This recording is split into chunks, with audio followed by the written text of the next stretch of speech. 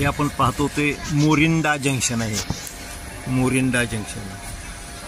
हां, म्हणजे ही गाडी जालंधर जाणारी गाडी ही वळवलेली आहे। तिचा मूळ रूट जालंधरला जाणारा हा मूळ रूट नाही।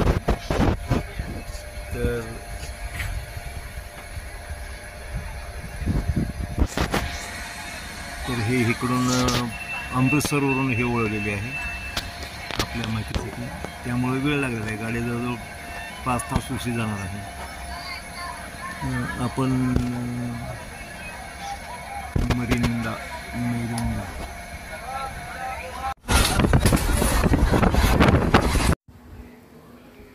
आपण पाहत आहोत पंजाबची धरती। पंजाब हे खरं म्हणजे एक चांगलं सिटी हे आहे, राज्य की जे राज्याला आपण गव्हाचं कोठार म्हणतो। शेती पाहत आहोत आपण।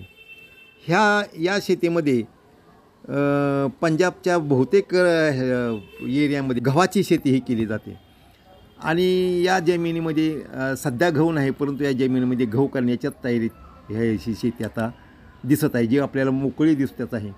आणि त्या ठिकाणी त्या शेतीमध्ये मशागत चाललेल्या आहेत। अनेक शेतीमध्ये आपल्याला या ठिकाणी मजूर फारसे दिसत नाहीत, कारण का काय आहे की पंजाबमध्ये सगळी डेव्हलप्ड शेती आहे। म्हणजे वेगवेगळ्या ज्याला आपण म्हणतो की डेव्हलप्ड इक्विपमेंट, म्हणजे डेव्हलप्ड इक्विपमेंट आणि ते ट्रॅक्टरच्या साहाय्याने ती केली जाते। त्यामुळे तुम्हाला बऱ्याच शेतीमध्ये मजूर वगैरे असे दिसत नाहीत। हा एक प्रश्न आहे, तुम्हाला मजूर दिसत नाहीत किंवा काय, आपल्याकडे बरेच मजूर असतात। दुसरा एक महत्त्वाचा भाग म्हणजे ह्या लांबच्या सलग शेती आहे आणि असं मध्ये खळगे, खाज, वगळी, अशा वड्या वगैरे असं काय तुम्हाला दिसणार नाही। या ठिकाणी सगळं पाणी हे ह्याने फिरवलेलं आहे, पाईपने फिरवलेलं आहे। आणि या ठिकाणी दुसरे भाग म्हणजे मोठे प्लॉट्स आहेत, त्याच्यामुळे ते लहान लहान शेतकरी त्या ठिकाणी कमी आहेत। म्हणजे लहान लहान शेतकरी जरी असले तरी त्यांचा फारसा परिणाम होत नाही, की ते मोठे मोठे बांधण आहेत। आपण पहा, शेतीचे इथं बांधण आहेत आणि सलग शेती आहे आणि यामध्ये बराच शेतीचा जो काही भाग आहे की जो मोठमोठ्या झाडाखाली जातो, बंधाऱ्याखाली जातो, असा इथं कुठेही तो भाग तसा जात नाही। याचा अर्थ ह्या चांगली बाब आहे की या ठिकाणी शेतीचा इंच भूमी या ठिकाणी वापरात आणलेली आहे या स्टेटने। आणि म्हणून या स्टेटचं जे काही उत्पन्न आहे हे आपल्या GDPमध्ये फार त्याचा मोठा महत्त्वाचा भाग शेतीचं उत्पन्न। आणि ही जी शेती आहे, या नुसती शेती तिथं नाही, तर या ठिकाणी रस्ते पाहतो आपण, मधून रस्ते आहेत। या ठिकाणी पाणी दिलं जात आहे। आता पावसाचा जरी त्या वेळेत असले तरी पाऊस पडलेला नाही, परंतु या ठिकाणी पाणी दिलेलं आहे। याचाच अर्थ आहे की या ठिकाणी पाईपलाईन्स केलेले आहेत। या पाईपलाईन्सचा सांगायचं म्हणजे या ठिकाणी धरण आहे आणि विशेष म्हणजे या धरण हे बाबासाहेब आंबेडकरांनी भाकरा नांगल धरण आहे।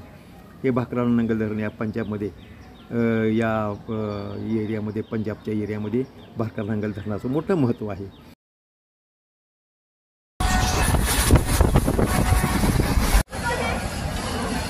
लुधियाना रेल्वे स्टेशन आहे हे। मी मुद्दामच बाहेर येऊन या ठिकाणी हे करत आहे, कारण परत इकडे येणं हे तसं मुश्किल आहे आणि म्हणून आपण हे या ठिकाणी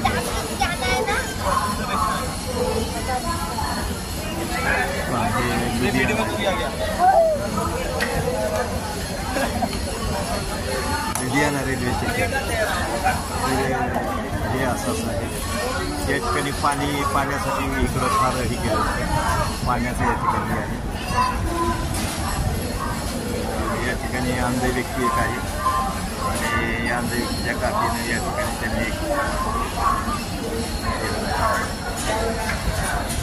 लोकांच्यासाठी आपणही त्यांना मदत करूया। या इकडे या, जरा पुढे या, दरवाजा इकडे पुढे या। हाँ, कहाँ जाना है? हाँ, जलंधर। तो जालंधर तो यही जाने वाले हैं ना। कुछ अंदर लोगों के लिए मैसेज दे सकते हैं क्या? देखिए, मुझे कुछ ज़्यादा बोलना नहीं आता है भैया। बोलने का नहीं है, जो सोच है ना वही बोलने का है। ये जो सोच है वही बोलने का है ना। अच्छा, नहीं बोलने का तो आप जैसे बहुत से मित्र रहते हैं ना अंधे व्यक्ति। तो मेरे दोस्त है क्या अंधे व्यक्ति, वो तो लेक्चर देते हैं यहाँ पर इसमें, और मैं उस एक लेक्चर के लिए उसको कुछ अमाउंट भी देता हूँ। आप कहाँ से रहते हैं? मैं छत्तीसगढ़ से रहता हूँ। छत्तीसगढ़ का? अच्छा, आप वहाँ पर कुछ अच्छा भाषण बाबा साहेब अम्बेडकर का और कुछ दलित लोगों के लिए कुछ भेजेंगे ना, भाषण बनाकर? हाँ? और अच्छा भाषण बच्चे के लिए कुछ भी ऐसे रहेगा तो हम वो एक्सेप्ट कर सकते हैं देखने के बाद, और आपको भेज सकते हैं, कोई क्या अमाउंट भेज सकते हैं, आपको अच्छा हो जाएगा उसका।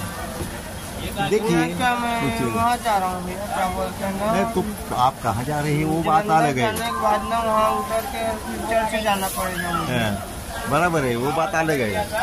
अपना पॉइंट क्या चल रहा है, आप कुछ बोलेंगे आपको 2 पैसा मिलेगा। इधर आइए, ये आने जाने का रास्ता है ना, तो मेरा ये तो देखिए ऐसा कुछ नहीं है। हमारा का ये बिजनेस है? आप जैसे लोगों के लिए हाँ आपण पाहते ही सतलज नदीचा पूल आहे हाँ, सतलज रिवर इथे लिहिलं होतं, सतलज रिवर। तर ही सतलज रिवर आहे, आपण जी म्हणतो सतलज रिवर आहे। सतलज नदीच्या रिव्हरचा हा भाग आहे।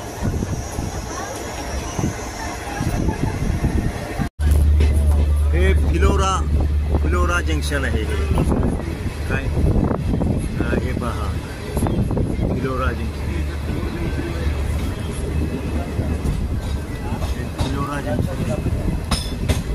इकडे फिलोरा जंक्शन, फिलोरा।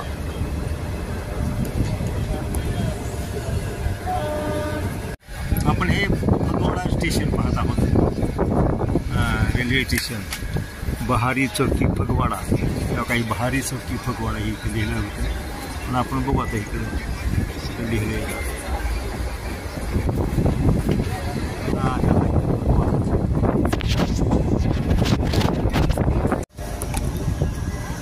हे पण ICCC सिमेंटचा हा प्रोजेक्ट आहे, हे छोटा प्रोजेक्ट आहे।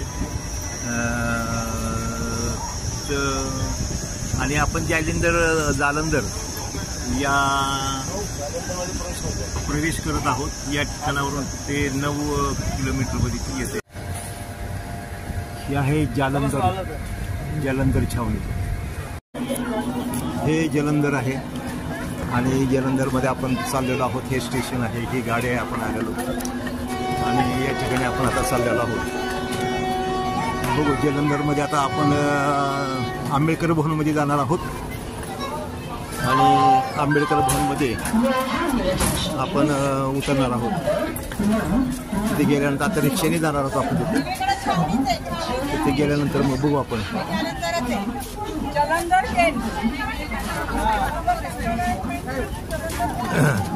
या ठिकाणी आपण डाव्या साईडला उतरलेलो आहे, दिल्लीवरून आले की डाव्या साईडला उतरलेलो आहे आणि डाव्या साईडवरून आपण ह्या बाहेर रिक्षा वगैरे थांबतात तिथे चाललेलो आहोत।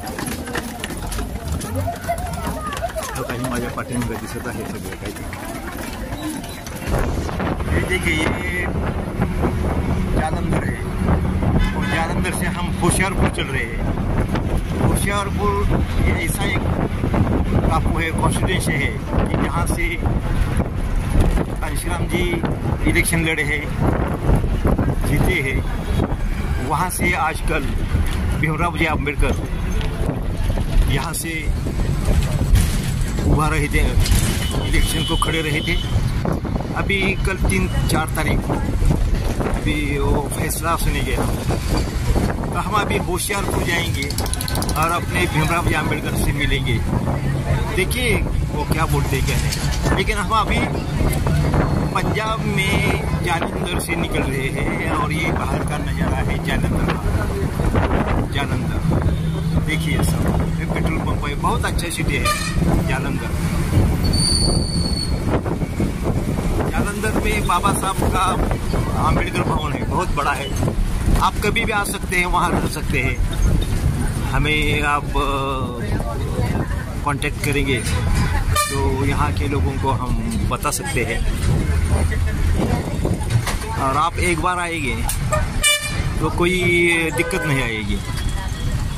ये देखिए, ये पुल है बड़ा, ये अंडरग्राउंड से पुल है, ओवर ब्रिज है ये देखिए।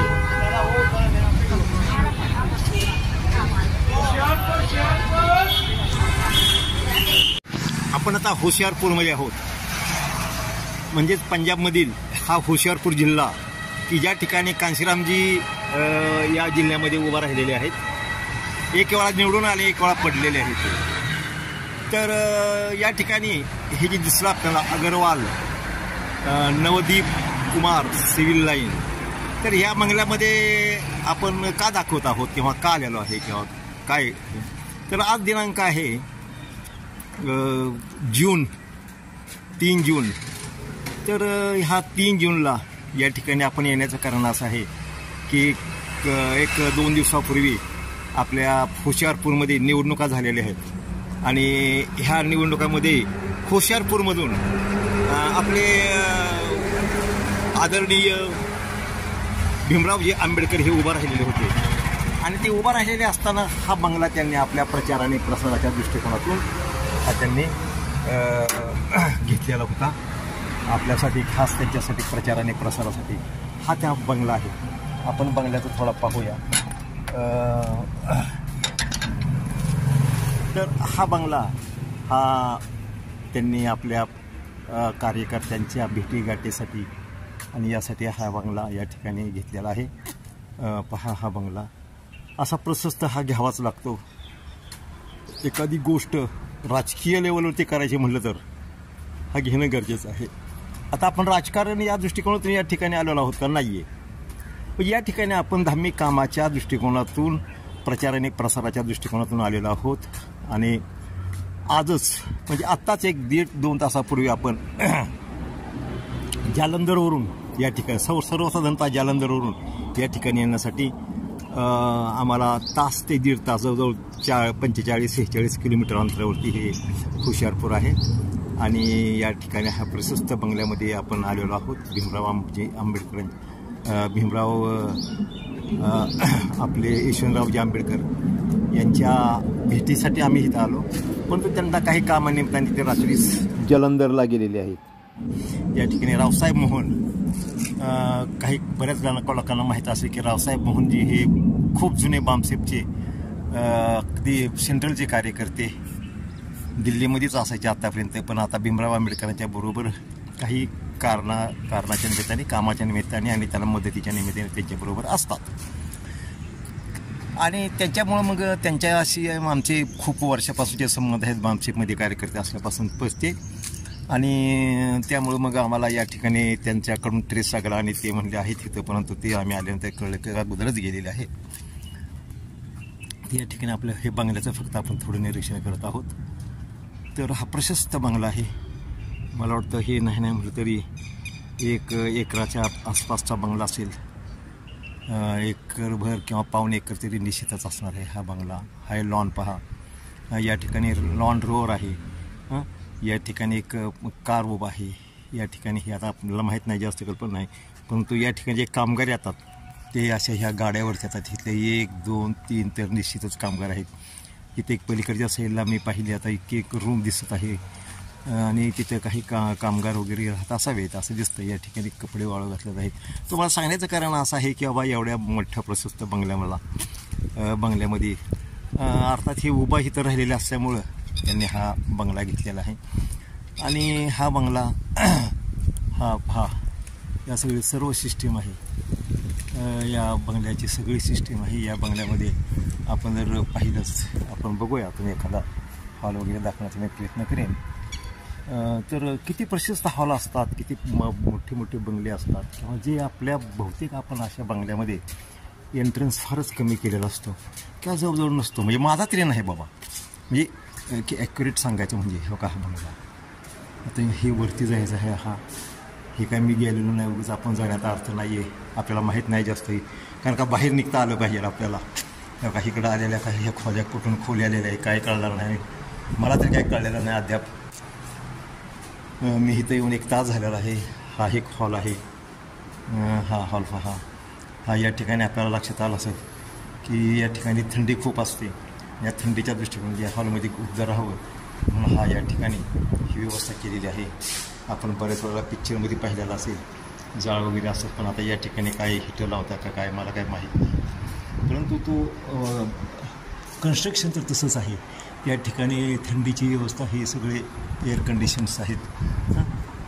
तर अशा प्रकारचा हा हॉल आपण पहिल्यांदा पाहिलेला आहे. इकडचा हा आतल्या साईडचा. इकडे एक रूम आहे असं समजतोय. ठीक आहे, तर आपण काही जास्त आता बघायला नको. परंतु या ठिकाणी असा आहे हॉल आहे. हे पहा, या ठिकाणी आलं तर या ठिकाणी फ्रीज घेतलास. हे सगळं इथलंच साहित्य आहे. हे आम्ही घ्यायचं म्हटलं तर हे मला अर्थात आपल्याला मिळायचं नाही, कारण काही आता प्रकार भीमरावजी आंबेडकर असल्यामुळे त्याची स्टेज तशी त्यांना मिळू शकतात. आम्हाला मिळणं कठीणच आहे असं म्हणावं लागेल.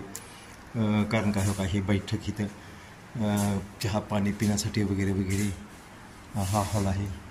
आणि तसंच या ठिकाणी अशा प्रकारचा या ठिकाणी आपण पाहत आहोत की हा एक हॉल आहे. ह्या ठिकाणी हे आता कोण इथं राहतात काय राहतात हे मला तर काय सांगता येणार नाही. परंतु हे 2 in 1 दिसत आहे. इकडे एक रूम दिसत आहे. इकडं बाथरूम वगैरे आहेत बघा. हे सगळं एकदम अरे बाबा. या ठिकाणी हा टबसुद्धा आहे. मला सुद्धा माहिती नव्हतं. मी पहिल्यांदा हे इंटरनल असे मोठ्या हॉटेलमध्ये मी पाहिलेला आहे, पण इतका मोठा टब मी पाहिलेला नाही आहे. बघा या ठिकाणी वेल हे आहे सगळं. म्हणजे जेवढं तुम्ही या ठिकाणी दिसतं त्यापेक्षा आणखी किती काय काय असेल काय मला सांगता येत नाही. या ठिकाणी हे कपाटसुद्धा दिसत आहे. आपण बघूयाच तरी, पण जाऊ दे, आपल्याला काय उघडता येत नाही आहे, उघडलं जात नाही. तर हा बाहेरून आला. आपण आलो कुठून? इकडून आलेलो आहे. बघू इकडं काय आहे ते. बाहेर आहे का आत आहे काय? हो का, हा मग असं लॉन आहे. हा इकडं लॉन आहे. हे पक्षी वगैरे सरत आहेत या बाजूला. खूपच गर्द झाडी, आंब्यांची झाडे आहेत. आंबे आलेले आहेत झेसमध्ये इकडे. जाणे दो आंबे वगैरे आपण काय नको. हे भीमराव आंबेडकर, हे आंबेडकरांचं या ठिकाणी हे आहे दिलेलं कोणीतरी. हे त्यांच्या ग्लोबल रिपब्लिकन पार्टी तर बहुतेक या ठिकाणी हे कार्यकर्त्याचं हे आहे. आपण त्याला हात लावणं बरं आहे. या ठिकाणी अशा प्रकारचे हे आहेत. आपण जास्त न बघणं चांगलं आहे. काय आहे, आपण हे येत आहोत की त्या पक्ष्यांच्यावरती आम्ही एवढी दया करत होतो की ते पक्षी आमच्या रूममध्ये हे होत होते. तर हे सांगू शकतो, दाखवू शकतो ना आपण.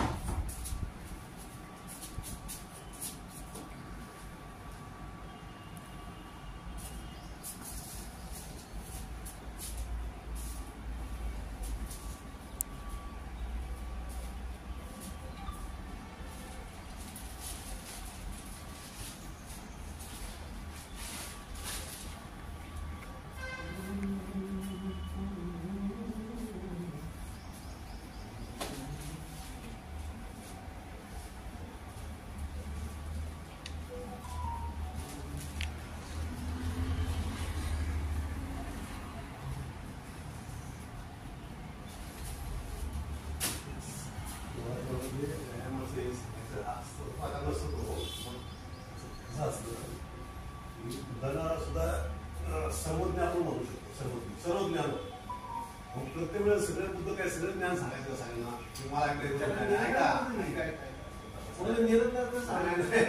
मुद्दा कसा असतो की बुद्धाच्या समोर जो व्यक्ती त्याची जी काही समस्या असेल त्या संदर्भात ते मार्गदर्शन करू शकतो.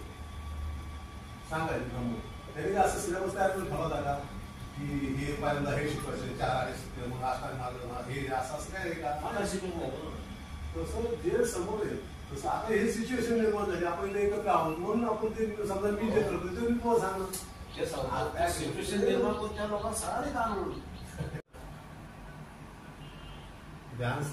ध्यान केलं, ध्यान चालू आहे. आमचं आपलं इथं शिबिरच चालू आहे 8 दिवसाचं. हो हो.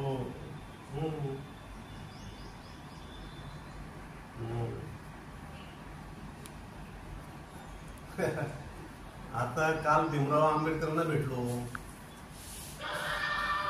त्यांनी इलेक्शन लढवली होतं होशियारपूरला. जालंधरच्या शेजारी एक जिल्हा आहे होशियारपूर. तिथून त्यांनी ग्लोबल रिपब्लिकन पार्टी काढलेली आहे. ती आपल्या महाराष्ट्रामध्ये ते काम करत नाही. महाराष्ट्रामध्ये बाळासाहेब आणि महाराष्ट्राच्या बाहेर हे आपले भीमराव आंबेडकर साहेबांचं हे होणार आहे. म्हणजे त्याची ती ग्लोबल रिपब्लिकन पार्टी भारतभर ते काम करणार आहे. त्यांनी काही ठिकाणी भीमराव साहेबांनी पण इलेक्शन लढवली आणि त्यांची काही त्या पक्षाचे मार्फत पण काही इतर जागा लढवत असं ऐकलंय. माहित नाही. आणायच्या इथं आल्यामुळं ते इथं होते. आज काउंटिंग आहे ना. अरे विसरून गेलो काउंटिंगचं. आज माझ्या सुरू झालं काउंटिंग. आज आहे ना 4 तारखेला काउंटिंग. चालू असं. आता आम्ही आपल्या गप्पा चालू आमच्या ध्यानाच्या नंतर गोष्ट आम्हाला ते विसरून गेलो ते. तू त्या भीमराव आंबेडकरला जाऊन भेटलो. भीमराव आंबेडकर इतक्या लांब आले आणि आम्ही इतक्या लांब आलोय आणि लांबच्या प्रदेशामध्ये आपले लोक आले तर त्यांना भेटत आहे ना.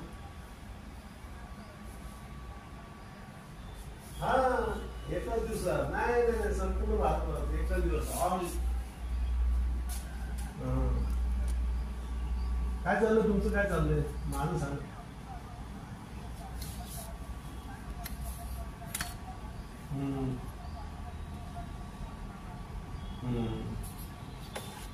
चाललं ते कार्यकर्त्यांना भेटणं आणि मग रविवारी एखादं विहारामध्ये टॉक देतो आणि मग पुढचे भीमराव साहेब पण आता पुढे ते म्हणजे मी पंजाबमध्ये आता लक्ष घालणार आहे. चर्चा झाल्या आमच्या तिथं. ते म्हणजे मी आता परत येतो. आता इलेक्शन झाले की परत येऊन पंजाबमध्ये काम करू. आता म्हणजे मी एकाच पंजाबवरती स्वारी करायचं सांगितलं नाही. दुसरे पण लोक स्वारी पंजाबला येणार आहेत म्हणजे असं.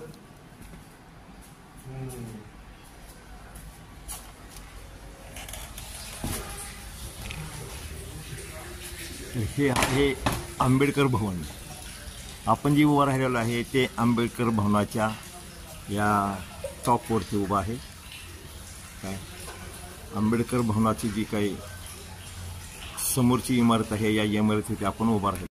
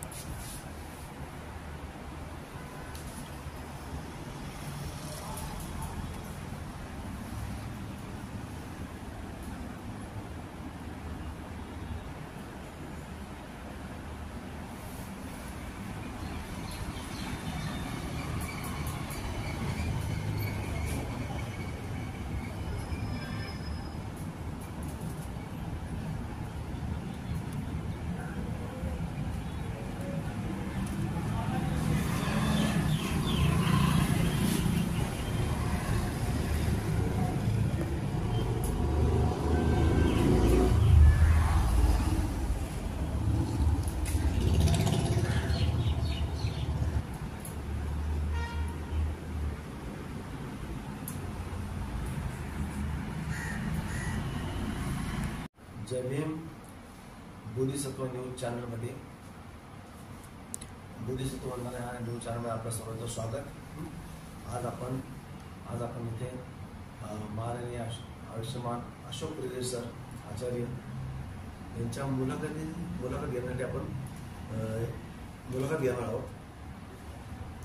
आणि गेली अनेक वर्ष म्हणजे गेली 35 वर्ष प्रियदर्शी सर ह्या चळवळीमध्ये सामाजिक जीवनामध्ये आहेत आणि ते प्रचार प्रसार काम करत आहेत. तर त्यांचा ह्या क्षेत्रातला गाढा अभ्यास आहे. तर आपण त्यांची मुलाखत तुमच्याकडे आपण सादर करत आहोत. त्या मुलाखतीतून अनेक गोष्टीचा उलगडा होणार आहे. बाबासाहेबांना ह्या देशामध्ये बौद्ध संस्कृतीचं पुनर्जीवन करणे आणि सारा भारत बौद्धमय करणे हे बाबासाहेबांचं स्वप्न होतं. त्या स्वप्नाप्रती आयुष्यमान अशोक प्रियदर्शी सरांनी त्यांना स्वतःला वाहून घेतलेलं आहे. आणि नोकरीमध्ये असतानाच त्यांना सरकारी नोकरी असताना त्यांनी 15 वर्ष सर्व्हिस बाकी असताना त्या सर्व्हिसमधून सेवानिवृत्ती स्वेच्छेने घेतली. आणि त्याचं कारण त्या मागचं म्हणजे निव्वळ आणि प्रचार करणं, बाबासाहेबांना न्याय देणं, बाबासाहेबांचा राहिलेलं म्हणजे त्यांनी इच्छिलेलं स्वप्न पूर्ण करणं, हा एकमेव ध्यास अशोक प्रियदर्शी सरांनी घेतलेला आहे. आणि तो पूर्ण करण्यासाठी त्यांनी 15 वर्ष सेवानिवृत्ती आधीच घेतलेली आहे. आणि ते भारतभर प्रचार प्रसार करण्यासाठी कार्यरत आहेत.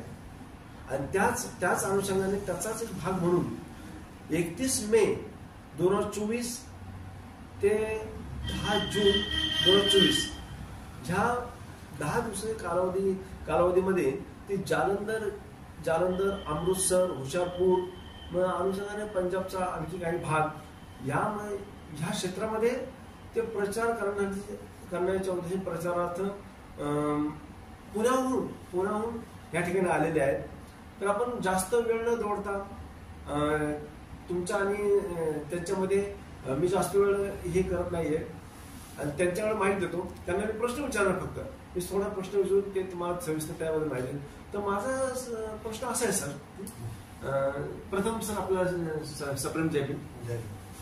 माझा प्रश्न सर असा आहे, गेली 35 वर्ष तुम्ही प्रसार करताय, तर प्रचार कसा, म्हणजे नेमकं तुम्ही कोणत्या मार्गाने प्रचार करणार आणि त्याचं हे काय असणार, तुमचा आराखडा काय असेल, त्याचं नियोजन काय असेल, ते जर आमच्या प्रेक्षकांना तुम्ही सांगितलं तर जरा त्याचा प्रकाश टाकला तर सर्वांना माहिती मिळेल आणि तुमच्या कार्याला ते सपोर्टिव्ह होईल व सहभाग त्यांचा मिळेल असं मला वाटतं. तर ह्याबद्दल तुम्ही काय आमच्या प्रेक्षकांना सांगू शकता, प्लीज तुम्ही आम्हाला ते मार्गदर्शन करा.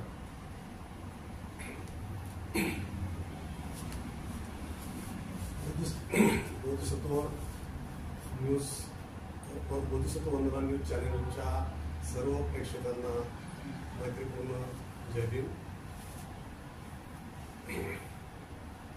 गेली सुमारे 35 वर्ष मी बौद्ध धर्माचा अभ्यास, आचरण आणि प्रचार प्रसार या कार्यामध्ये आहे. त्या दरम्यानच्या काळामध्ये आध्यात्मिक स्वरूपाचा बौद्ध धर्माचा अभ्यास काही वर्ष केल्यानंतर विपश्यनासारख्या ध्यान साधनेचा अभ्यास केल्यानंतर त्यानंतर पार्श्वभूमीवर बोधिसत्व बाबासाहेब आंबेडकरांची बौद्ध धर्माची संकल्पना काय आहे आणि तर यावरती मी ज्यावेळेस माझा अभ्यासाचा फोकस केंद्रित केला आणि त्यानंतर एक बाबासाहेबांच्या बौद्ध धर्माच्या संकल्पनेचं एक वेगळेपण माझ्या लक्षात आल्यानंतर मग पूर्ण क्षमतेने बाबासाहेबांची बौद्ध धर्माची संकल्पना नेमकी काय आहे, ती समाजामध्ये कोणत्या पद्धतीने आपल्याला प्रसारित करायची आहे, समाजाला त्या तत्वज्ञान ते लागू करायचं आहे, यावरती मी संपूर्ण आयुष्यभर मी त्या दिशेने प्रचार प्रसाराचं काम करत आहे. त्यासाठी आम्ही बोधिसत्व बाबासाहेब आंबेडकर मिशन ही एक संकल्पना राबवत आहोत की बोधिसत्व बाबासाहेब आंबेडकरांचे जीवनचरित्र कार्य याचा सर्व देशभर जगभर प्रचार प्रसार करणे आणि त्याचं महानता, त्याचं मोठेपण आपल्याला सर्व समाजाला, देशाला, जगाला दाखवून देणे हा त्यामागचा उद्देश आहे. बौद्ध धर्माची ज्यावेळेस आपण विचार करतो त्यावेळेस एक पारंपरिक पद्धतीने जो काही बौद्ध धर्माची मांडणी केली जाते यामध्ये व्यक्तिगत साधना, व्यक्तिगत विकास या बाबीवरती, आध्यात्मिक विकास या बाबीवरती जास्त जोर दिला जातो. आणि ज्यावेळेस आम्ही बाबासाहेबांच्या संकल्पनेतून बौद्ध धर्माचं तत्वज्ञानाचा विचार पाहतो, बाबासाहेब त्या ठिकाणी स्वातंत्र्य, समता, बंधुता यावरती आधारित न्यायप्रधान समाज निर्माण करणे, बौद्ध संस्कृतीचं पुनर्जीवन करणे या बाबीवरती बाबासाहेब जास्त जोर देताना दिसतात. आणि म्हणून आपल्याला बौद्ध धर्माचं जे काही सामाजिक तत्वज्ञान आहे, उपासकांसाठीचा भगवान बुद्धाने केलेला उपदेश आहे, यावर बाबासाहेब जास्त जोर देतात. आणि एकंदरीतच लोकांना जो सुखप्राप्तीचा जो काही मार्ग आहे त्यावरती आपण बाबासाहेब त्याचा मार्गदर्शन करत असतात की सामाजिक लेवलवरती बुद्धाचं तत्वज्ञान हे तत्वतः मूलतः सामाजिक आहे, अशी जी बाबासाहेब संकल्पना आहे. आणि मग समताधिष्ठित समाज निर्मितीसाठी या तत्वज्ञानाचा वापर करणं, विषमतावादी समाज व्यवस्था ही जी प्रस्थापितांनी भारतामध्ये रुजवलेली आहे तिचा विरोध करण्यासाठी म्हणा किंवा हे आपल्याला बुद्धाच्या तत्वज्ञानाचा बाबासाहेब वापर करत आहेत, उपयोग करून घेत आहेत. आणि मग त्या दृष्टीने ज्यावेळेस मी विचार करतो की लोकशाही व्यवस्थेमध्ये जी काही बाबासाहेबांनी संविधानामध्ये जी काही तत्व, सामाजिक जीवनाची तत्व, स्वातंत्र्य, समता, बंधुता यांना जे महत्व दिलेलं आहे त्याचं जे मूळ बाबासाहेब म्हणतात की माझे तत्वज्ञान हे 3 शब्दात सामावलेलं आहे, स्वातंत्र्य, समता आणि बंधुता. आणि हे 3 शब्द मी काही फ्रेंच राजक्रांतीपासून घेतले नसून ते माझे गुरु भगवान बुद्धापासून मी घेतलेले आहेत. आणि बाबासाहेब म्हणतात की माझ्या तत्वज्ञानाचे मूळ हे राजकारणात नसून धर्मकारणात आहे. या बाबींचा ज्यावेळेस विचार करतो आपण त्यावेळेस भारतामध्ये आदर्श बौद्ध समाज निर्माण करणं, बौद्ध संस्कृती निर्माण करणं हे आपलं गोल सेटिंग आहे, ध्येय आहे. बाबासाहेबांना भारत बौद्धमय करायचा होता. भारतामध्ये बाबासाहेबांना जो हा जी काही मुवमेंट आहे धर्मप्रचाराची ती आम्ही इथं महाराष्ट्राबरोबरच जालंधरमध्ये, पंजाबमध्ये देखील राबवण्यासाठी आम्ही हा विशेष दौरा आयोजित केलेला आहे. हा सर, आता इथे तुमच्या भेटीगाठी कोणाकोणा झाल्या आहेत तुम्ही आणि जालंधरमध्ये आपण कुठं मुक्काम करताय? जालंधरमध्ये आपण कुठे मुक्कामी आहात आणि कोणाकोणा भेटीगाठी आपण केलेल्या आहेत? जालंधरला हा माझा दुसरा दौरा आहे. गेल्या वर्षी मी याच दरम्यानी 2 जून ते 14 जून या दरम्यानी आलेलो होतो. त्या दिवशी गेल्या वर्षी आयुष्यमान एल.आर. बाली जे बाबासाहेबांच्या हयातीमध्ये कार्यकर्ते लागले आहेत, पूर्ण वेळ आंबेडकरवादी म्हणून ते इथं पंजाबसह आजूबाजूच्या अनेक राज्यांमध्ये प्रसिद्ध आहेत. अनेक देशभर आणि जगभर ते आंबेडकर विचारांचा प्रचार समता सैनिक, RPI या बाबासाहेबांच्या संस्थामार्फत कार्यरत होते. असे महान व्यक्तिमत्व आहे की त्यांनी जालंधरमध्ये आंबेडकर भवनची निर्मिती केलेली आहे. बाबासाहेब इथं जालंधरमध्ये येऊन गेलेले होते, त्या स्मृतीप्रत्यात त्यांनी इथं फार मोठं कार्य उभं केलेलं आहे. जालंधर शहरात आणि एकंदरीतच पंजाब प्रांतातून अनेकांनी बाबासाहेबांच्या मुवमेंटला त्या काळामध्ये बाबासाहेबांना मदत केलेली आहे. एल.आर. बाली हे अतिशय ज्येष्ठ श्रेष्ठ असे आंबेडकरवादी या ठिकाणी जालंधरमध्ये राहत होते. तर त्यांना मला प्रत्यक्ष भेटण्याचा योग आला. त्यांनी मला त्याचा आत्मचित्र दिलं आणि त्यांनी मला या ठिकाणी महाराष्ट्रातून, पुण्यामधून तुम्ही येऊन इथं पंजाबमध्ये धर्मप्रचाराची जबाबदारी घ्या असं सांगितलेलं असून मी त्यांना आश्वासन दिलं होतं की हो सर, मी जालंधरमध्ये किंवा पंजाबमध्ये धर्मप्रचारासाठी जरूर येईल. म्हणून मी दुसरा माझा दौरा आहे. आणि इथंच आता आम्ही बालीसाहेबांचं 6 जुलै 2023 रोजी निधन झालेलं आहे, निर्माण झालेलं आहे, परिनिर्माण झालेलं आहे. तर आपण त्यांच्या पश्चात इथं जे व्यवस्थापक त्याचे जावई बलदेवराज भारद्वाज सर आहेत, तर त्यांना इथं आम्ही आल्यानंतर भेटलो. त्यांनी आमची इथं आंबेडकर भवनमध्ये, डॉक्टर आंबेडकर भवनमध्ये राहण्याची व्यवस्था केली आहे. 2-3 दिवस आल्यापासून आम्ही रविवारपासून इथल्या स्थानिक कार्यकर्त्यांना गाठीभेटी घेत आहोत, इथली परिस्थिती समजून घेत आहोत, विहारांना भेटी देत आहोत, जे ऍक्टिव्ह कार्यकर्ते आहेत त्यांना भेटत आहोत. आणि आणखी काही दिवसात, येत्या काही दिवसामध्ये आम्ही रविवारपर्यंत एखादं धम्मशिबिर घेणार आहोत. बरं सर, ठीक आहे, तुम्ही जालंधरमध्ये आलात, चांगलं आहे. पण मग जालंधर किंवा पंजाबात असं का निवडलं? पुण्यामध्ये पण प्रचाराला खूप असं वाव आहे, त्याबद्दल आपण काय सांगाल? यामध्ये तर काम आपलं चालूच आहे. अनेक वर्षापासून पुण्यामध्ये आपण पुणे जिल्हा हे आदर्श बौद्ध समाजाचं एक मॉडेल आपण विकसित करण्यासाठी प्रयत्नशील आहोत. बाबासाहेबांना आपल्याला त्यांना एक धम्मप्रचाराची, विवाहित धम्मप्रचारकांची प्रचार यंत्रणा निर्माण करण्याची होती. वेळाअभावी त्यांना ते शक्य झालं नाही आणि त्याचं ते राहिलेलं काम आपल्याला पुढच्या पिढीवरती त्यांनी आपली येऊन जबाबदारी पडलेली आहे. म्हणून बाबासाहेबांच्या विचारांचा, त्यांच्या कार्याचा प्रचार करणारं बोधिसत्व बाबासाहेब मिशन ही एक सांस्कृतिक संघटना आम्ही पुण्यामध्ये अनेक वर्षापासून चालवत आहोत. त्या निमित्ताने कार्यशाळा, शिबिरं, प्रवचनं या माध्यमातून तिथं कार्यक्रम पुणे जिल्ह्यामध्ये चालू आहे. परंतु त्याची एक व्याप्ती आपण वाढवली पाहिजे. बाबासाहेबांना जर भारत बौद्धमय करायचा होता तर आपण इतरही राज्यामध्ये गेलं पाहिजे. म्हणून आम्ही गेल्या वर्षी मी पंजाबमध्ये आलो होतो. त्याचीच आता ही दुसरी पुढची पायरी आहे की ती पुढे जाऊन ती यंत्रणा आपल्याला पंजाबमध्ये सुद्धा इस्टॅब्लिश करायची आहे. ठीक आहे. तुम्ही आताच सर म्हणाल की आदर्श बौद्ध समाज निर्मिती करायची.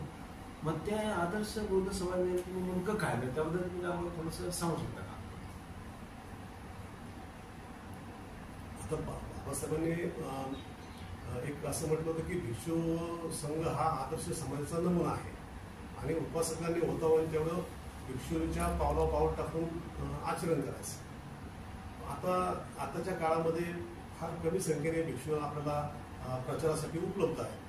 मग अशा वेळेस बाबासाहेबांना विवाहित प्रचारकांची यंत्रणा निर्माण करायची होती. परंतु ते त्यांना त्यावेळेस शक्य झालं नाही. वेळाअभावी त्यांचं महापरिनिर्वाण लवकर धर्मदिशा झाल्यामुळं प्रचार यंत्रणेचं काम राहिलं होतं. तर तो आपल्याला उशिरा का होईना ती उपासकामधून प्रचार यंत्रणा निर्माण करायची आहे आणि त्यांची जबाबदारी अशी असणार आहे की जसं भिक्षू संघाचं आचरण करतात तसंच आपण भिक्षू संघ जसा आदर्श समाजाचा नमुना आहे तसंच उपासकामधून सुद्धा आपल्याला धर्मप्रचारकांचा एक संघ निर्माण करणं आवश्यक आहे की जेणेकरून ते संपूर्ण समाजाला धर्माचं प्रशिक्षण देतील, आचरण करण्यासाठी किंवा सांस्कृतिक चळवळ चालवतील. जेणेकरून जी बौद्ध संस्कृती आपल्याला वारशाने मिळाली नाही, तिथून बुद्ध जरी भारतामध्ये जन्म आले असले त्या प्रचार प्रसार त्यांनी भारतात केला असला तरी पण तो कालांतराने मध्य काळामध्ये तो बौद्ध धर्म इथून नष्ट करण्यात आला होता, संस्कृती नष्ट करण्यात आली होती. बाबासाहेबांनी तिचं पुनरुज्जीवन केलेलं आहे आणि परत एकदा बौद्ध संस्कृतीचं पुनरुज्जीवन करण्याचं काम आपल्यावरती आहे. तर ते आपण नक्कीच भविष्यामध्ये पार पाडणार आहोत. पण ह्यासाठी तुम्ही जे पुण्याहून किंवा महाराष्ट्रातून इथे झालेला तर मग तुम्हाला यासाठी तुमचे काय तुमचा संघ आहे का, मग तुम्हाला तिथं फळ वगैरे हे कसं काय तुम्ही मॅनेज करता काय, तर तुम्ही सांगू शकता का? आतापर्यंत तरी अशी खूप काही आम्ही काही संस्था स्थापन केली नव्हती, त्यामुळे आर्थिक अशी संस्थेतलं फार मोठी निधी आहे असं नव्हतं. आम्ही आमच्या व्यक्तिगत खर्चातूनच मी तरी व्यक्तिगत भारतभर जात आहे. आता या जालंधर दौऱ्यामध्ये आम्ही 3 लोक यावेळेस आलेलो आहोत. आदरणीय प्राध्यापक अरुण दळवे सर जे बोधिसत्व वंदना चॅनलचे संपादक आहेत ते देखील माझ्याबरोबर आहेत. माझे मित्र सहकारी मित्र गेले 15 वर्षापासून आम्ही तरी मिशनचं काम करणाऱ्या मिशनवर जे आता मुलाखत देत आहेत ते माझ्याबरोबर आहेत. आणि या दौऱ्यामध्ये आम्ही एक चांगला मेसेज घेऊन आलेलो आहोत की आम्ही इथं भविष्यामध्ये अनेक महाराष्ट्रातून लोक येतील आणि प्रचार प्रसार करतील. तर थोड्याफार प्रमाणात काही लोकांनी 1-2 हजार रुपये 3,000 रुपये अशी मदत केलेली आहे. भविष्यामध्ये लोक पुढे येतील अशी अपेक्षा आहे. आमचं पुढे जसं काम वाढेल तसं लोकांचा सहभाग निश्चित वाढेल.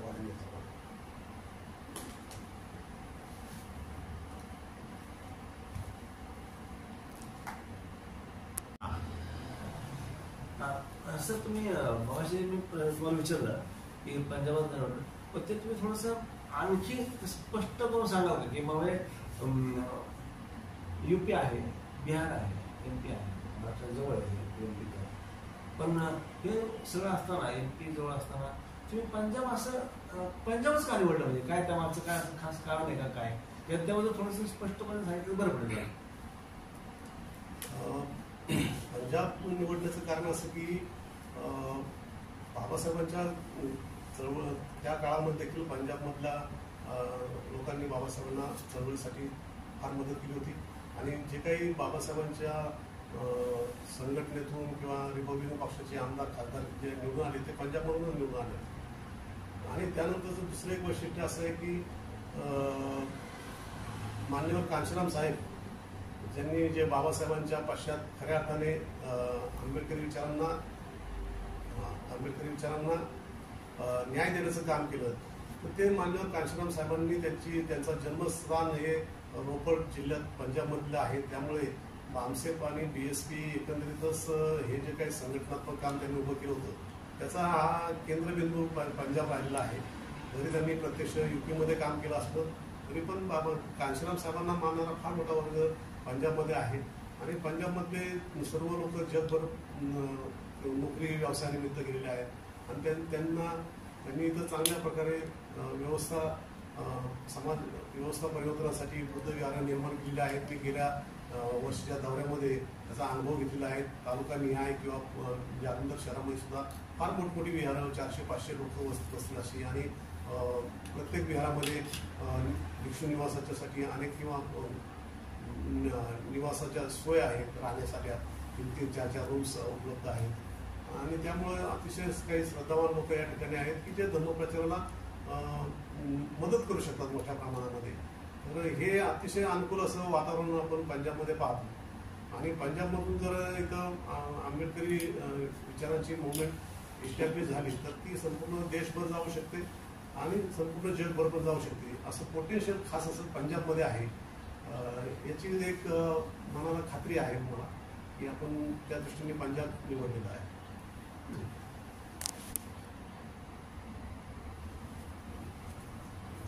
ठीक आहे, सांगितलं चांगल्या पद्धतीने. मग सर तुमची आणि आदरणीय बाली साहेब आहेत त्यांची भेट कशी झाली म्हणजे त्याबद्दल आम्हाला जाणून घ्यायचं थोडी इच्छुक आहोत.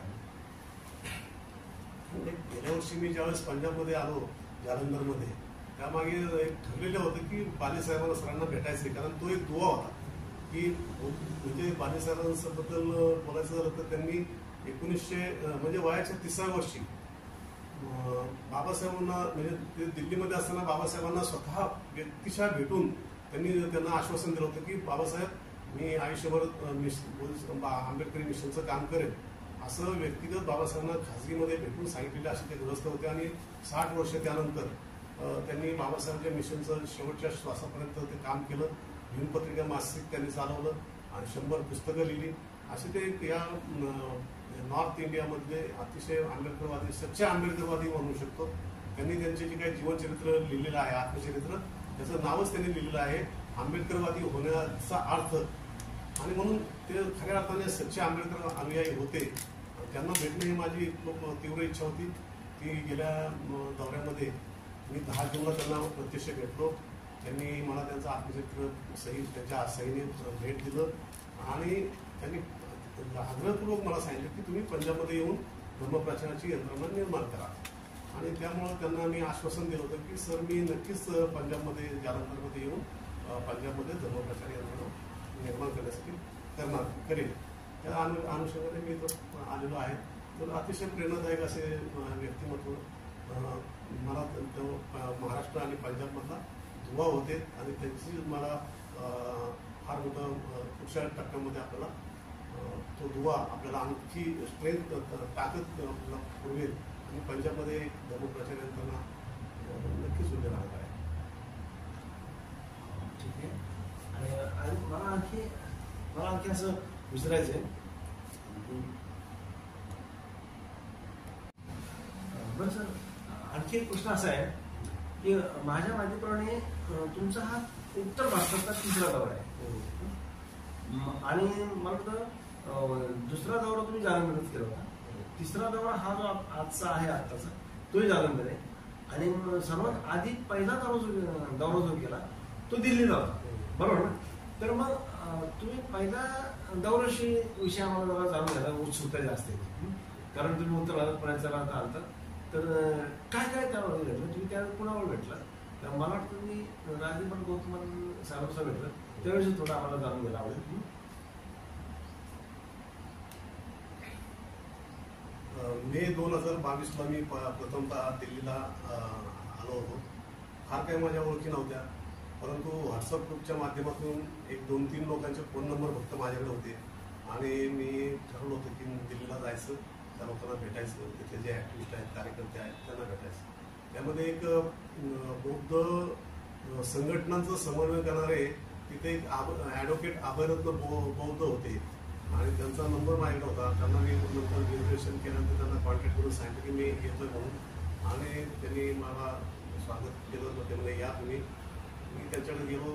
सुरुवातीचे 2-3 दिवस मी त्यांच्याकडे राहिलो आणि मग त्यांनीच मला त्या काळात दिल्लीमध्ये कॅबिनेट मंत्री, समाज कल्याण मंत्री राजेंद्रपाल गौतम सरांची माझी ओळख करून त्यांच्या सरकारी बंगल्यावरती भेट घालून दिली होती आणि तिथं त्यांच्या राजेंद्रपाल गौतम सर जे केंद्रीय मंत्री समाज कल्याण दिल्लीचे आहेत, त्यांनी नंतर थोडेसे राजीनामा दिला होता आणि ते पूर्ण वेळ बौद्ध धर्माच्या प्रचार प्रसारामध्ये आणि बौद्ध धर्मांतराच्या मोठ्या प्रमाणात कार्यक्रम घडवून आणण्यामध्ये सध्याही कार्यरत आहेत. तर त्यांची तर 2 वेळा मुलाखत झाली. त्यानंतरही आम्ही त्यांना गेल्या वर्षी जो काही आम्ही बुद्धविहार समन्वय समितीमार्फत कार्यक्रम घेतला त्यामध्ये राजेंद्रपाल सर, गौतम सर जे मंत्री राहिले आहेत, तर त्यांना मी त्या आळंदी येथील जो कार्यक्रम झाला त्यामध्ये प्रमुख ते म्हणून बोलवलं होतं आणि त्या निमित्ताने त्यांची आमची मुलाखत झाली पुण्यामध्ये. तर त्यानंतरच्या राजेंद्रपाल गौतम सरांच्या सरकारी निवासाने एक महाराष्ट्रातून येऊन उत्तर भारतामध्ये काम करणारे माननीय रावसाहेब मोहन म्हणजे ॲडव्होकेट रावसाहेब मोहन हे व्यक्तींची माझी तिथं ओळख झाली, जे कांशीराम साहेबांच्या कालावधीपासून महाराष्ट्रामध्ये बापसेपचे मोठे कार्यकर्ते होते आणि नंतर उत्तर भारतामध्ये ते पूर्ण कार्यकर्ते होते. गेले 30 वर्ष रावसाहेब मोहन, ॲडव्होकेट रावसाहेब मोहन उत्तर भारतात काम करतायत आणि त्यांची माझी ओळख झाली आणि त्यावेळेस आम्ही तुमची मदत मला त्यांना हवी असं त्यांना सांगितलं होतं. आणि एक संयोगाचा भाग असा की या जालंधर दौऱ्यामध्ये ज्यावेळेस भीमराव आंबेडकर इथं होशियारपूरमधून लोकशाहीची इलेक्शन लढत होते, तर त्याचे सर्व जे काही मॅनेजमेंट आहे त्यांचं कॉन्टॅक्ट्स इस्टॅब्लिश करायचं काम आहे ना रावसाहेब मोहन यांनी केलेलं आहे. आणि जालंधरपासून होशियारपूर एक 1.5 तासाच्या 50 किलोमीटरच्या अंतरावर तिथे हे असल्यामुळे काल आम्ही त्यांना तिथं जाऊन भीमराव आंबेडकर सरांना त्यांची मुलाखत भेट घेतली. त्याच ठिकाणी आम्हाला रावसाहेब मोहन देखील आम्हाला तिथून त्यांची मुलाखत झाली, भेट झाली आणि गेल्या 30 वर्षापासून त्या नॉर्थ इंडियामध्ये काम करतात. भविष्यामध्ये पंजाबमध्ये किंवा पंजाबबद्दल हरियाणा, हिमाचल प्रदेश, उत्तराखंड, दिल्ली, UP यासारख्या सर्व ठिकाणी त्यांचा मोठा जनसंपर्क आहे आणि मी त्यांना अशी विनंती केली आहे की आपल्या धर्मप्रचाराच्या पुढच्या अभियानामध्ये तुम्ही आमच्याबरोबर राहा आणि आम्हाला गाईड करा आणि तुमच्या गेल्या 30 वर्षाच्या संपर्काचा आपल्याला बाबासाहेबांची मिशन पुढे नेण्यासाठी प्रयत्नशील.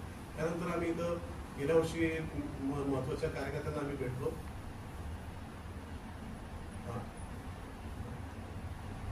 इथं जे काही धर्माचं काम करणारे नागपूरमधील माजी सामनेर राजकुमारजी, त्यांची गेल्या वेळेस मी मुलाखत घेतली आणि त्यांनी मला अनेक तिथल्या स्थानिक बौद्ध कार्यकर्त्यांशी आणि विहारांशी भेट घडवून आणली होती.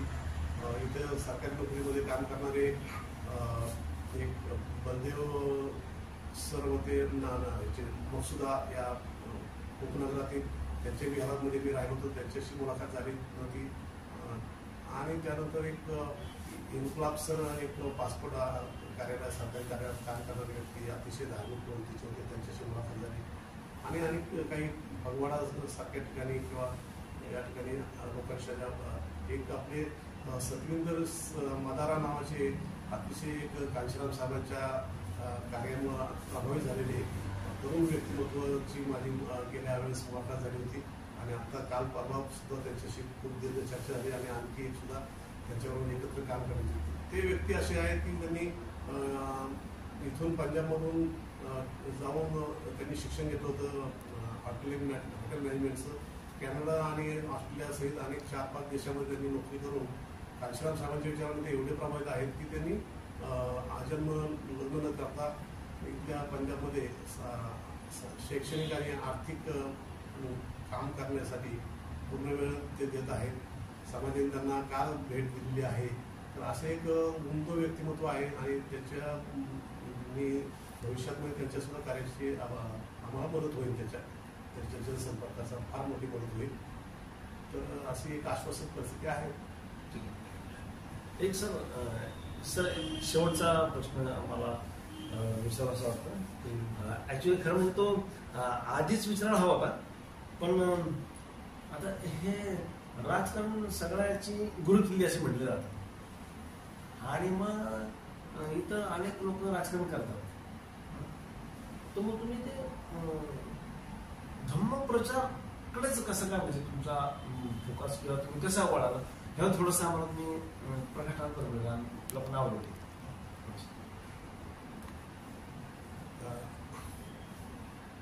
एक राजकारण करणं हे अनेक वेळेस लोकांना सोपं वाटतं. त्या ठिकाणी काही फार अशी गुणवत्तेची गरज नसते, शिक्षणाची गरज नसते, अभ्यासाची गरज नसते. तर ते असं लोकांना वाटतं किंवा आपण कोणी उठून सुटून राजकारण करू शकतो. त्यामुळे त्याची काही अट नाही आहे, त्याचं काही प्रशिक्षणाची त्याची काही अशी काही क्वालिफिकेशन नसते. आणि बौद्ध धर्माच्या ज्यावेळेस मी संपर्कात आल्यानंतर माझं असं लक्षात आलं की हे अवघड काम आहे. धर्माचा प्रचार प्रसार करणं म्हणजे जर तुम्ही धर्माचा एक तर तुमचा डीप स्टडी पाहिजे आणि त्या धर्माच्या तत्वाप्रमाणे तुमचं आचरण देखील पाहिजे. ती काही पोपटकरची नाही आहे की काय तुम्ही वाचलं जेवढं वाचन करायचं आणि दुसऱ्यांना सांगायचं. तो धर्माचरणाचा आपला व्यक्तिगत अनुभव असला पाहिजे आणि तो व्यक्तिगत अनुभव जर असेल तरच तुम्ही इतरांना तो कन्व्हिन्स करू शकता प्रॉपरली किंवा त्यांना बदलवण्यासाठी भाग पाडू शकता. आणि जर बाबासाहेबांना भारत बौद्धमय करण्याचं जर ध्येय बाबासाहेबांना पाळलं होतं, बौद्ध संस्कृतीचं पुनर्जीवन बाळगलं होतं. आता हे काम करणारे कोणी दिसत नाहीत. ही आणि जे बुद्धिजीवी वर्ग आहे तो फार मोठ्या प्रमाणात व्यक्तिगत जीवनामध्ये दंग आहे. असं ज्यावेळेस मी पाहिलं तर या लोकांना की जे प्रचार प्रसाराची बाबासाहेबांची इच्छा होती की बुद्धिजीवी वर्गाने समाजाचं नेतृत्व केलं पाहिजे, तोच वर्ग ज्यावेळेस चळवळीपासून अलिप्त राहतो, असंघटित असतो, व्यक्तिगत जीवनात मशगूल असतो, ही परिस्थिती मला काही खूप चांगली वाटत नव्हती. आणि हे कारण माझ्या लक्षात आलं होतं की बाबासाहेब एके ठिकाणी म्हणत होते की जे सुशिक्षित वर्ग आहेत ते बड्या मुद्द्यावरती गेल्यानंतर आपल्या समाज बांधवाचा त्यांना विसर पडतो. आणि मग हे का होतं तर बाबासाहेबांनी त्याचं उत्तर दिलं होतं की ह्या उच्च पदावरती गेलेल्या लोकांना आपल्या बांधवाबद्दल समाज बांधवाबद्दल कळकळ तळमळ नसते. याचं कारण असं आहे की त्यांच्यामध्ये धर्मभावनेचा अभाव असतो. तर त्या ठिकाणी या ज्यांच्यावर बाबासाहेब आशेने पाहतात की हा बुद्धिजीवी वर्ग समाजाला गाईड करू शकतो, नेतृत्व करू शकतो, तो समाजामध्ये जर जोपर्यंत जर धर्म रुजला तर ते काम फार वेगाने होऊ शकतं. असं ज्यावेळेस मला लक्षात आलं त्यावेळेस मग मी ठरवलं की अवघड काम आपल्याला करावं लागेल. लोकांना राजकारण सोपं असेल तरी सुद्धा मी देखील एक सरकारी नोकरीमध्ये होतो, त्यामुळं राजकारण हा काय माझा पिंड नव्हता. आणि मग जे अनेक लोक राजकारण करतायत त्यांना त्यांच्यामध्ये न अडकता आपल्याला हे जे अवघड बाबासाहेबांचं राहिलेलं काम त्यांच्या पश्चात थोडंसं जे मला चॅलेंजिंग वाटत होतं. भारतामध्ये बौद्ध संस्कृतीचं पुनर्जीवन करून भारत बौद्धमय करणे, जग धर्मराज्य करणे, हे आव्हानात्मक काम बाबासाहेबांच्या पश्चात आपल्याला करण्यासाठी प्रेरणादायक होतं किंवा ते आपण पेलवलं पाहिजे नव्हतं. आणि मी म्हटलं की आपण करू शकतो. त्याप्रमाणे मी ध्यान या माध्यमातून अनेक विहारांची निर्मिती याच्यामध्ये माझा सक्रिय सहभाग राहिला. अनेक बुद्धिजीवी लोकांमध्ये अधिकारी, प्राध्यापक, डॉक्टर, इंजिनियर या सगळ्या लोकांमध्ये माझा वावर आता चालू आहे. आणि त्या लोकांच्या सर्वांना बुद्धिजीवींना एकत्र करून त्यांना प्रशिक्षण करून बाबासाहेबांची जी काही त्यांना अभिप्रेत जी प्रचार यंत्रणा आहे, आदर्श समाज निर्मितीची प्रक्रिया आहे, तर त्यामध्ये मोठ्या प्रमाणात सुशिक्षितांचा, बुद्धिजीवींचा सहभाग आपल्याला येत्या भविष्यकाळात निश्चितच निर्माण दिसून येईल एवढी खात्री आहे मला. सर हे तुमचा प्रश्न विचारला मला ना आणखी थोडे प्रश्न विचारायला वाटतं. मी शेवटचं म्हटलं पण एक विचारतो प्रश्न. हा सर तुम्हाला बघतो तर तुम्ही ज्येष्ठ शिबिर घ्यायचं म्हणता, प्रचार करायचं म्हणता. हे नेहमी मी अनेक वर्ष आपण एकत्र आहोत आणि त्यामुळे तुमचं बोलणं ऐकून तुम्ही सांगत असता. मग हा जो उत्साह आहे, हा उत्साह आहे, हा ऍक्टिव्हनेस जो तुमच्याकडे आहे, तो तुम्ही काय ठेवण्यासाठी काय करा, लाईफस्टाईल तुमची कशी असते, तर थोडंसं तुम्ही सांगितलं तर बरं पडेल.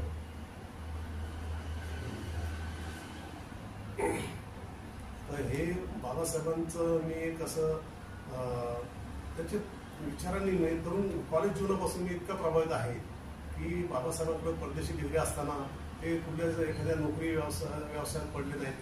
त्यांना ते शक्य होतं. फक्त कौटुंबिक जीवन जर त्यांनी व्यक्तिगत जीवन जगलं असतं, पण त्यांनी करोडो लोकांच्या जीवनामध्ये क्रांतिकारक बदल घडवून आणण्यासाठी आपल्या सर्व शिक्षणाचा डिग्रीचा उपयोग केला. संधी मिळाली तर त्यांनी संविधान लिहिलं. संधी मिळाली त्यावेळेस ते व्हायसरॉयच्या ह्याच्यामध्ये मंत्री होऊन त्यांनी अनेक कल्याणकारी कायदे केले, कामगार सुधारण्याचे विषयी असे अनेक कार्य केले. त्यावेळेस बाबासाहेबांच्या कार्याचे आपण लाभार्थी आहोत आणि म्हणून बाबासाहेबांना जे काही आयुष्य कमी लाभल्यामुळं त्याचे जे उर्वरित कार्य आहे ते आपल्याला करणं आवश्यक आहे. जर आपण स्वतःला बुद्धिजीवी म्हणत असू ते करायला, दुसरे करू अगर न करू मला समजलेलं आहे तर मी केलंच पाहिजे.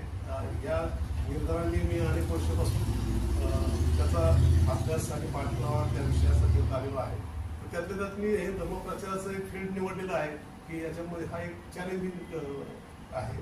आणि बाबासाहेबांना ते धम्मदीक्षा घेतल्यानंतर लवकरच बाबासाहेब आपल्या 7 आठवड्यात गेल्यानंतर त्यांना अभिप्रेत असणारी जी प्रचार यंत्रणा आणि आदर्श समाज निर्मितीचं राहिलं काम, तर ते करण्यासाठी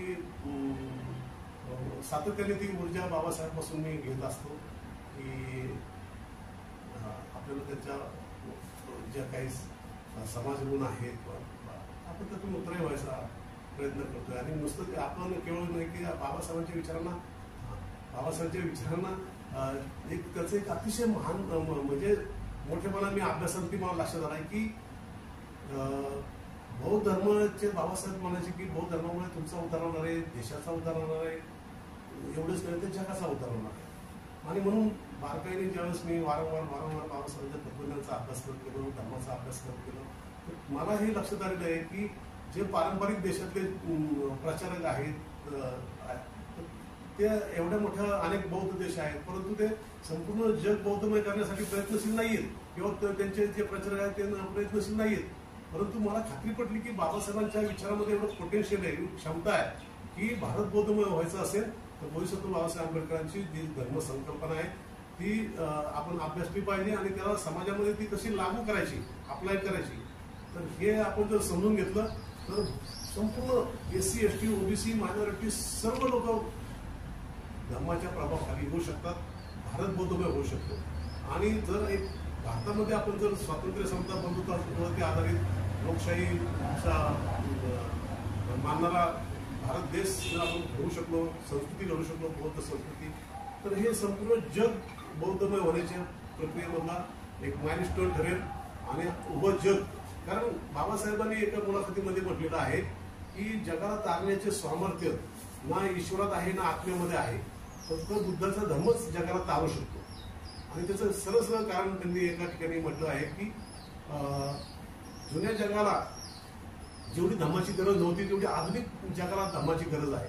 कारण आधुनिक जगामध्ये एवढे मानव संहारक असे अण्वस्त्र तयार करून ठेवलेले आहेत की इथले जे काही मोठे देश आहेत तर त्यामध्ये त्यांच्याकडे अनेक प्रकारची युद्धामध्ये वापरली जाणारी संहारक अशी अणुबॉम्ब, हायड्रोजन बॉम्ब, न्यूट्रॉन बॉम्ब सारखे जे विध्वंसक हत्यार अस्त्र आहेत, तर त्यामुळे पृथ्वीचा संपूर्ण नाश होऊ शकतो.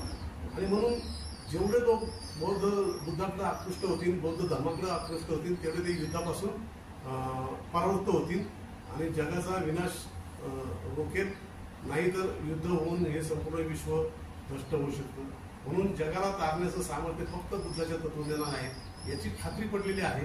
आणि ते ताकद जर हे पारंपरिक जरी अनेक प्रचारकांच्या माध्यमातून जर होणार नसेल, पण एक खात्री अशी वाटते की आदर्श समाज निर्माण करणं, स्वातंत्र्य समता बंधुता हे मानवतावादी जे तत्वज्ञान समाजात रुजणं, याच माध्यमातून भारत बौद्धमय होऊ शकतो, नव्हे संपूर्ण जग बौद्धमय होऊ शकतं याचा मला आत्मविश्वास आहे. वेळ कमी आहे आणि मला खूप प्रश्न असे विचारावं असे वाटतात खरं तर. आणि आपणच हे केलं चर्चाच करायचे म्हटले प्रश्न तर अनेक असे प्रश्न, पण तरी त्यातल्या त्यात थोडे लांब आहेत. पण एक प्रश्न असं माझ्या उत्सुकतेपुढे तुम्हाला विचारणार.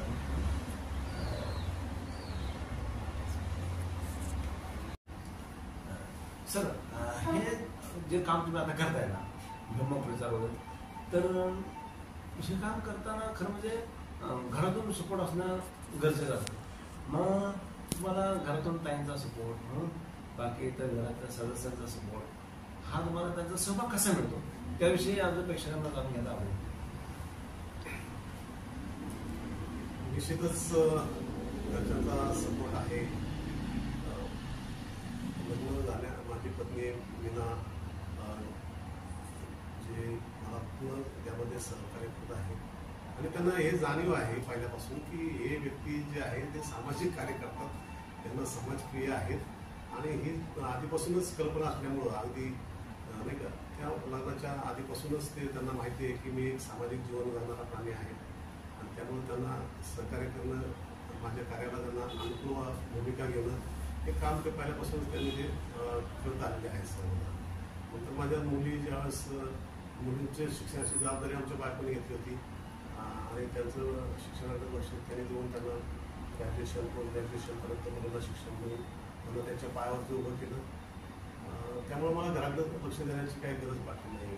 ती संपूर्ण जबाबदारी आमच्या बायकोने घेतली होती. सगळं कुटुंबाची आर्थिक त्यांनी स्वतःचा व्यवसाय विकसित केला होता हे अजून, आणि त्यामुळं आमच्या घरामध्ये सर्व लोक स्वतंत्रपणे वागतात. एक बौद्ध जीवन पद्धतीने स्वीकारल्यामुळे माझ्या पत्नीला आणि मुलींना पूर्णपणे त्यांचं व्यक्तिगत स्वातंत्र्य मी दिलेलं होतं. त्यामुळे ते आपापले स्वतंत्र त्यांची देखील स्वतंत्र विचार करण्याची आणि शैली त्यांनी विकसित केलेल्या आहेत. त्यांनी शिबिरे केलेले आहेत. मिसेसनी विपश्यना शिबिर केलेलं आहे आणि मुलींनी पण आमच्या छोट्या मुलींनी विपश्यना केलेली आहे. आणि अशा प्रकारे कुटुंबामध्ये मी करत असलेल्या कामाबद्दल त्यांना एक रास्त असं अभिमान आहे, आनंद वाटतो त्यांना. आणि मी गेल्या इतक्या वर्षामध्ये इंद्रायणसारख्या एका कॉस्मोपॉलिटन एरियामध्ये आम्ही बुद्ध विहाराची निर्मिती करण्यामध्ये माझा प्रामुख्याने रोल राहिलेला आहे. 96-97 आम्ही 500 स्क्वेअर फूटचं 500 लोक बसणे एवढं मोठं बुद्ध विहार निर्माण केलेलं आहे, भव्य दिव्य असं. तर अशी माझं जे काही योगदान राहिलं आहे समाजामध्ये त्याचे सगळे घरचे लोकांना रास्त त्यांना अभिमानही वाटतो. आणि आता अनेक वर्षापासून मी अगदी कुटुंबापासून अलिप्त राहून देखील प्रचार प्रसारासाठी अनेक दिवस मी बाहेर राहतो, शिबिरं करत असतो, गावे वेगवेगळ्या ठिकाणी जातो. त्यामुळे आता ते इतकं अंगवळी पडलेलं आहे घरच्यांच्या की माझ्यासाठी एक प्रकारे बाबासाहेबांची मुवमेंट ही प्रथम आहे. कुटुंबाकडं लक्ष दे आमचे सदस्य सगळेच देत आहेत. मी थोडंसं कुटुंबाकडे माझं दुर्लक्ष जातं, पण ते कसं भरून काढण्याचं काम ते नक्कीच करतात. त्यामुळे मला खात्री आहे की तुम्ही त्यांना स्वातंत्र्य जे बहाल केलेलं आहे त्याच्या जोरावरती ते सक्षमपणे आमच्या ज्या गृहस्थी जीवनामध्ये ज्या जबाबदाऱ्या आहेत त्या पार पाडतायत. मुली सुद्धा खूप चांगल्या प्रकारे त्याचं अर्थार्जन करतायत, स्वतःच्या पायावर उभे आहेत. त्यामुळे मी जास्तीत जास्त वेळ चळवळीसाठी देत असतो, देऊ शकतो. तसं श्रेय त्यांना आहे, त्यांनाही स्वातंत्र्य बहाल केलेलं आहे आणि ते देखील स्वतःच्या पायावरती उभे आहेत. खरं आता म्हणजे कुटुंबाकडून जर सपोर्ट झाला तर कोणीही माणूस चांगल्या प्रकारे प्रचार करू शकतो. आणि तुम्ही खरं ताईंचं सुद्धा हे केलं पाहिजे, अभिनंदन केलं पाहिजे की त्या तुम्हाला सपोर्ट करतात. घरातील प्रत्येक लोक तुम्हाला मुली तुमच्या सपोर्ट करतायत. त्यामुळे तुम्ही एवढं मोठं म्हणजे भारतभर फिरून प्रचाराची जी धुरा सांभाळते अतिशय स्तुत्य असे आहे. आणि जे राजकारणाचं म्हटलं जे धम्म गाळण्यासाठी जे नाही का धम्म हा बाबासाहेबांनी त्याला धम्माला अतिशय महत्त्व दिलेलं आहे आणि त्याच्या तुमचा गाडा अभ्यास आहे. तो तुम्ही बाबासाहेबांनी जो बाबासाहेब म्हणले मी जो हा गाडा आणलेला आहे पुढे तो मागे नेता पुढे नाही तर आहे ते ठेवा, तर तो तुम्ही चांगल्या प्रकारे मला वाटतं ओढण्याचं काम करताय.